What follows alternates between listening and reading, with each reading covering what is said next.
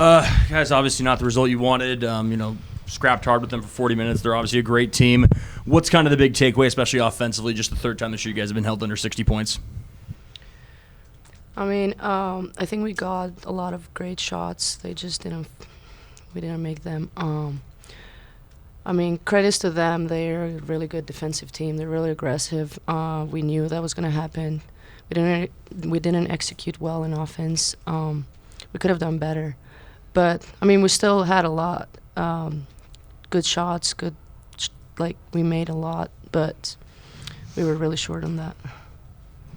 Is there some kind of solace you guys can take in that, just in the sense of going forward, you were getting a lot of open looks against what is a very good defensive team, and that you trust yourselves in the future games that those are shots you will make, and it wasn't so much you weren't getting open looks and were having to throw up prayers, you were getting the looks that just weren't going down? Yeah, I think it's just we'll go into practice tomorrow knowing we're getting those shots and just to practice them and finding the confidence for that to go in. We also cannot just depend on the outside shot. Coach mentioned we need more post presence, especially second chance points. We only had 5. I think we can do better on that as well. AT, for your first game since December 20th, obviously not the result you wanted in your return, but did it at least kind of feel good to get back out there and get back in the swing of things? Yeah, it has been hard. I haven't been running for 6 weeks, but we are a great team. I know I have my back. If I'm tired or I can't bring the ball up, I know there's a lot of ball handlers that can help me, so that's good. You mentioned a greater post presence.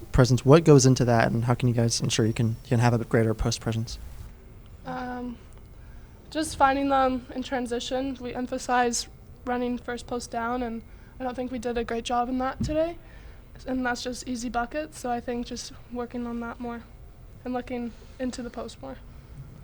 And then, of course, elephant in the room, Charlie's is out, but she's still on the bench. What was it like to have her at least on the bench, and what was that kind of those conversations and interactions like? Well, she's always just been like another coach for us, and she's just on the sidelines now.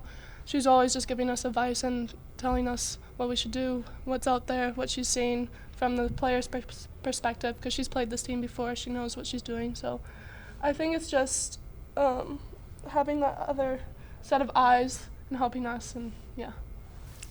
And with Charlize out, you guys are already regarded as team leaders, but what kind of role do you see yourself playing going forward as some of the leading players on this team? Well, since Charlize was a big scoring factor for us, I think just looking for my own shot and looking for others and just seeing what advantages we have. And then, especially since AT is back, we have full trust in her. And since, even though this is the first game back, she played great. So I think just moving forward with that and playing with confidence. AT, you mentioned, just getting your win back and running for the first time in a while. Were you expecting to play this much tonight, or was that kind of more of a necessity thing? Kind of both. I kind of knew I was going to be playing, but I'm ready. I've been practicing this week, so I kind of was expecting it, yeah. And then with Foreman, she was able to get open a few times there in the second half. That really ended up probably being the difference. What would you have rather seen defensively to try and slow her down a bit? I think we just had mistakes that, it's going to happen. We're going to fix it. But credits to her, she's a great player. And she makes, every shot she takes. So, we knew she was going to score. We knew she was going to have a good game. So I think just limiting the mistakes we had. And then with Utah coming in here, there's no rest for you guys. But do you kind of get a little bit of confidence, even without Charlize, that you're able to play a top 10 team that hard here, and, they're coming into your place next, and kind of the same thing? Yeah, we've said it before. We're a team that everyone, even if Charlize, it wasn't her best game, we would still be a really good team because that's what we do best. Every player can score, every player can pass, every player can play defense. But obviously, she's a great player that we're going to miss this season. But as she said, her voice is something that no one else can do. And even though she's in the bench, she would come up to us and she's like, you can run this, or do that.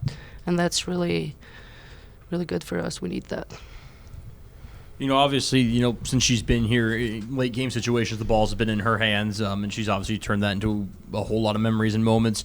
For you guys as a team, is it hard to kind of process or kind of come to that realization that late game situations, she's not there to kind of take over, and I know she's a calming force in the huddle. I know just kind of her presence makes more of an impact than just what she can do on the floor.